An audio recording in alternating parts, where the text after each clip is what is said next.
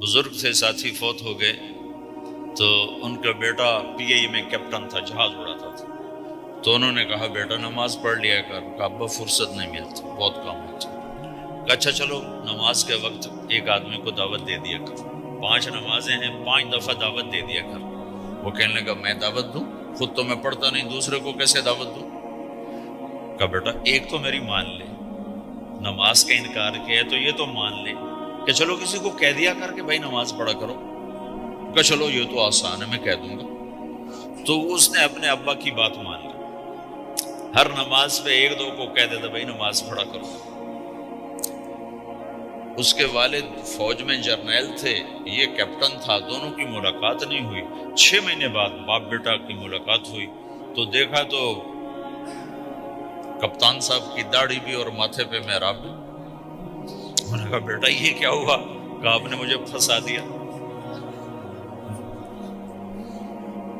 وہ جب میں لوگوں کو کہتا رہا تو میرے اپنے اوپر اثر ہونا شروع ہو گیا کہ میں اپنے آپ کو ملامت کرنے لگا کہ اوروں کو تو کہہ رہا ہے، خود تو پڑھتا نہیں۔ کہ اس نے مجھے کھڑا کیا اور میں نماز پہ آیا۔ پھر ایک دن شیو کرنے لگا، شیشے میں کھڑا دیکھ رہا تھا، تو میں نے کہا جب اللہ کو سجدہ کر رہا ہوں تو چہرے پہ نبی کی سنت بھی ہونی چاہیے۔ تو میں نے سیفٹی بھی پھینک دی، داڑھی بھی رکھ لی۔ تو تبلیغ کا کام کرتے رہنا، ہم فرشتے نہیں بن سکتے۔ ایک دفعہ ایک آدمی نے میرے اوپر بڑی چڑھائی کی، تم تبلیغ والے منافق ہو، کہتے کچھ ہو کرتے کچھ ہو، تمہارے قول اور فعل میں بہت فرق ہے۔ جب ان کا غصہ اتر گیا تو میں نے ان سے کہا بھائی 100 نمبر تو اللہ نے بھی نہیں مانگے، آپ کیوں مانگتے ہو؟ اللہ نے کہا ہے فمن ثقلت موازینہ، جس کی نیکیاں بڑھ جائیں گی، گناہ تھوڑے ہوں گے تو پاس کر دوں گی۔ تو 100 نمبر تو اللہ نے بھی نہیں کہا کہ ایک گناہ تیرے کھاتے میں نہیں ہونا چاہیے۔ 100/100 نمبر لے گا تو جنت دوں گا، نہیں تو ریپٹ مار کے جہنم میں ڈالوں گا۔ تو 100 نمبر تو اللہ بھی نہیں مانگتا، اسے پتہ ہے میرا بندہ کمزور ہے، کبھی گناہ کرے گا کبھی نیکی کرے گا۔ تو وہ کہتا ہے جس کے پاس 51 نیکیاں ہوئیں اور 50 گناہ ہوئے تولوں گا تو 51 جھک جائیں گے نا، 50 معاف۔ یہ مثال دے رہا ہوں۔ ہمارے علاقے میں ایک ذمہ دار تھے، وہ ذکر بھی بہت کرتے تھے، گالیاں بھی بہت دیتے تھے۔ ادھر سبحان اللہ تیرے فلانے، الحمدللہ کے ساتھ ایک پھکڑ تولتے تھے۔ ساری زندگی وہ ایسا ہی کرتے رہے۔ جب وہ فوت ہو گئے تو کسی نے ان کو دیکھا تو انہوں نے پوچھا کہ میاں صاحب آپ کے ساتھ کیا ہوا؟ آپ تو گالیاں بہت دیتے تھے۔ خود ہی انہیں پوچھ رہا ہے آپ تو گالیاں بہت دیتے تھے، تو آپ کے ساتھ کیا ہوا؟ کہ اللہ تعالیٰ نے میرے ذکر اور میری گالیوں کو تولا تو میرا ذکر بڑھ گیا تو میری بخشش ہو گئی۔ اللہ نے بھی کاؤنٹنگ رکھی ہے، پرفیکشن مانگی ہی نہیں۔ اگر اللہ پرفیکشن مانگتا تو پھر آپ کہتے تم کرتے کچھ ہو کہتے کچھ ہو۔ اگر میں کہتا صحیح ہوں تو ایک نیکی تو کر رہا ہوں، اور کرتا نہیں ہوں تو ایک گناہ کر رہا ہوں۔ کیا پتا میرا رب میرے کہنے کے طفیل میرے نہ کرنے کو معاف کر دے۔ بس ایک صورت میں ہے کام خطرناک کہ اگر میں اس کہنے سننے کو اپنی دنیا بنانے کا ذریعہ بنا لوں، پھر خطرناک ہے۔ تأمرون الناس بالبر وتنسون انفسکم وانتم تتلون الکتاب، وہ یہ آیت ہے۔ لیکن اگر میرے اندر اخلاص ہے تو پھر میں انسان ہوں، کبھی اچھا کروں گا کبھی برا کروں گا، لیکن میرے ذمہ صدا لگانا ہے۔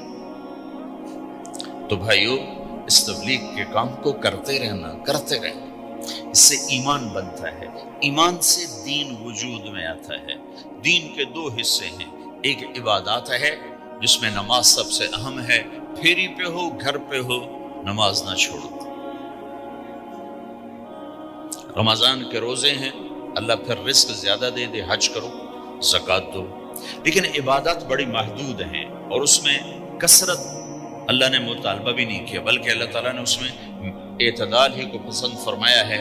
اللہ تعالیٰ نے ہمارے نبی لمبی لمبی نمازیں پڑھتے تھے تو اللہ تعالیٰ نے روک دیا کہ ما انزلنا علیک القرآن لتشقی، میرے نبی میں نے تمہیں قرآن اس لیے نہیں دیا کہ کہ تو لمبی لمبی نمازیں پڑھ کے تھکتا رہے، درمیانہ چل درمیانہ چل۔ اللہ کے نبی نے تبلیغ میں زیادہ زور دکھایا تو اللہ نے اس پر بھی کہا فلا تذهب نفسك عليهم حسرات، اتنا غم نہ کیا کر کے تو خود ہی ہلاک ہو جائے، مات نہیں، ایسا نہ کر۔ تو عبادات محدود ہیں اور اس میں اعتدال مطلوب ہے۔ سارا دن مصلی پہ بیٹھنا یہ اللہ نہیں دیکھنا چاہتا، اللہ یہ دیکھنا چاہتا ہے کہ تو باہر جاتا کہ میں دیکھوں کہ اب تو کیا کرتا ہے۔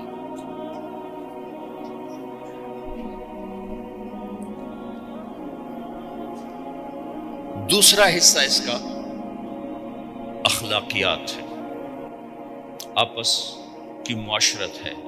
دین جو اثر انداز ہوتا ہے وہ معاشرت سے اثر انداز ہوتا ہے، عبادت سے نہیں، عبادات سے نہیں۔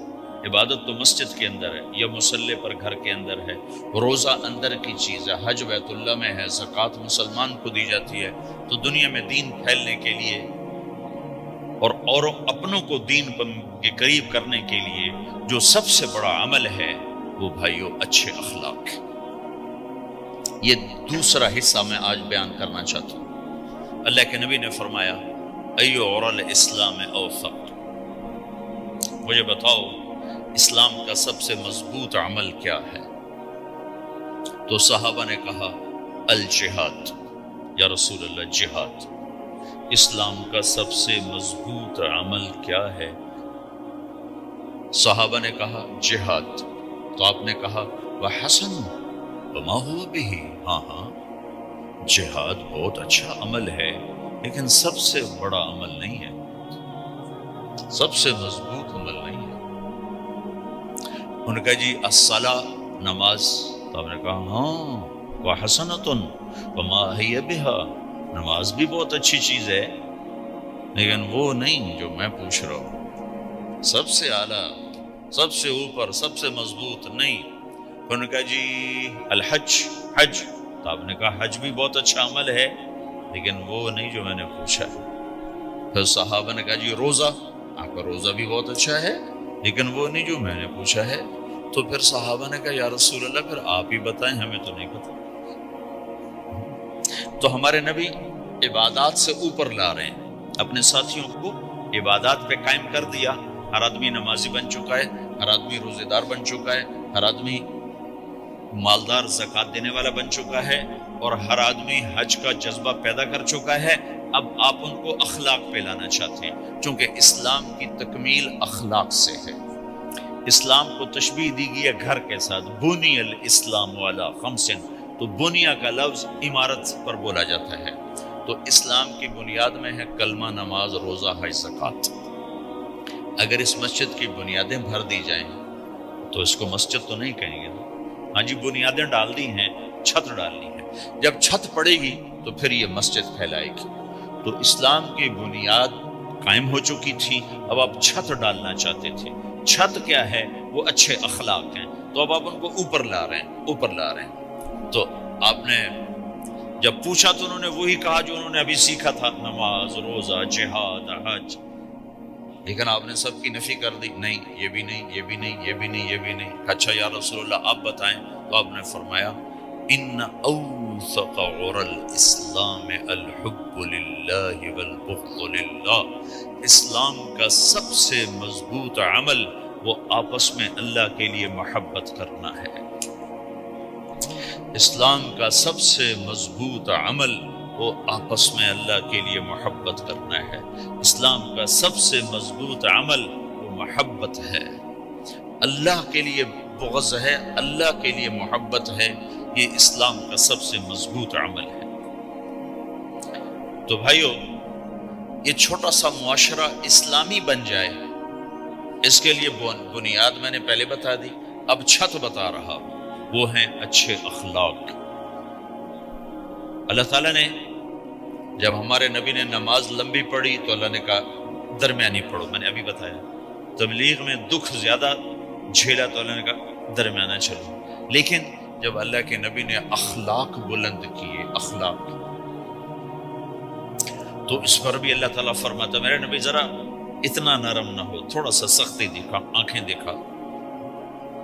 تھوڑا شوشاں کر دیں تو میرے رب نے کیا کہا؟ واہ، میرے رب نے آپ کے اخلاق کی جیسی تعریف کی ہے، آپ کے کسی عمل کی ایسی تعریف نہیں کی۔ نماز کو کہا معتدل، اعتدال، دعوت کو کہا اعتدال، اور اخلاق کو کیا کہا؟ انک لعلی خلق عظیم۔ اور اس کو طاقت پہنچائی قسم اٹھا کے، نون، پھر قسم اٹھائی قلم کی جو علم کا ذریعہ ہے، والقلم وما یسطرون، مجھے قسم ہے قلم اور اس کی تحریر کی، ما انت بنعمت ربک بمجنون وان لک لاجرا غیر ممنون۔ ان دو آیتوں کو چھوڑ کر اگلی جو آیت آ رہی، وانک لعلی خلق عظیم، اے میرے محبوب میں قسم اٹھاتا ہوں قلم اور اس کی تحریر کی، تیرے اخلاق بڑے عالی شان۔ یہ نہیں کہا تیرے اخلاق بڑے عالی ہیں، انک لعلی، علا، علا کا یہاں بہت عظیم الشان کردار ہے۔